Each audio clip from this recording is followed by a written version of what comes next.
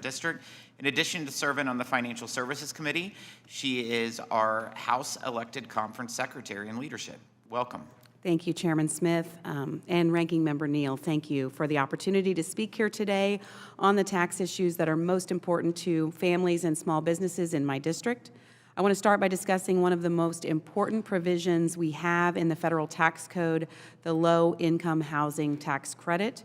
Since LIHTC was first created as part of the Tax Reform Act of 1986, this program has become the most important and powerful tool at the federal level for the development of affordable housing.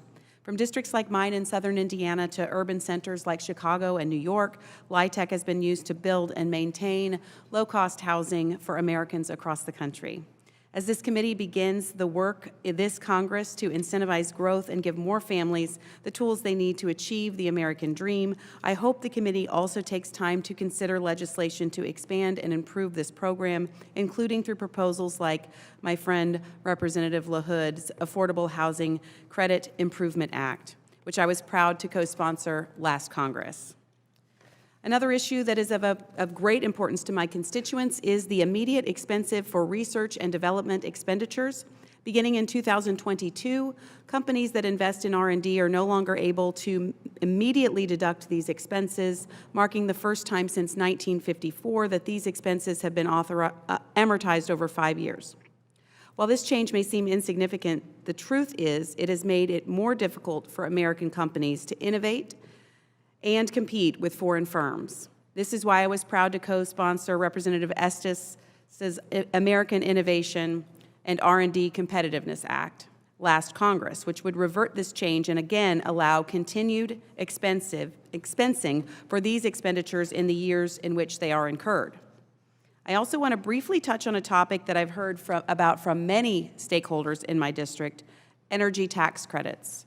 Under President Trump, Americans are excited to see an all-of-the-above approach to energy, embracing new and old technologies to address our energy crisis and decrease costs for all Americans. As you move forward, I ask you to proceed with caution when addressing provisions that have incentivized the onshoring of technology and manufacturing, resulting in billions of dollars in U.S. investments and thousands of jobs both throughout my district and across the country. Appending these incentives could have severe economic consequences if not approached thoughtfully.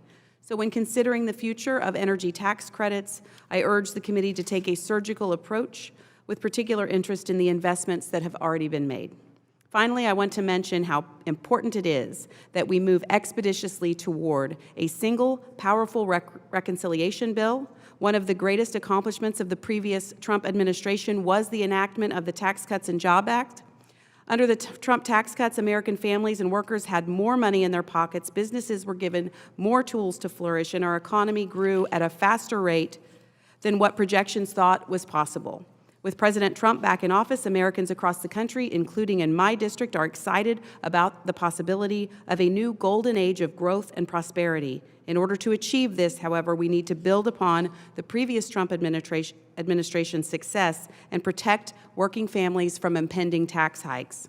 Chairman Smith, I know you are aware of how important it is that we provide the necessary tax relief to American workers, families, and businesses to ensure that our economy stays competitive and continues to grow toward its full potential. If we don't, we risk falling behind and losing what makes the United States the best place to work, to innovate, and succeed. That is why it is important that we get to work on one big, beautiful bill that will set America on the right track by securing our border, ensuring energy independence, and making sure that Americans can keep more of their hard-earned money. Thank you again to Chairman Smith and Ranking Member Neal for the opportunity to discuss the important priorities for the 9th District of the state of Indiana. I yield back. One big, beautiful bill. Thank you, Ms. Houchin. I now recognize Representative John James, the gentleman from Michigan.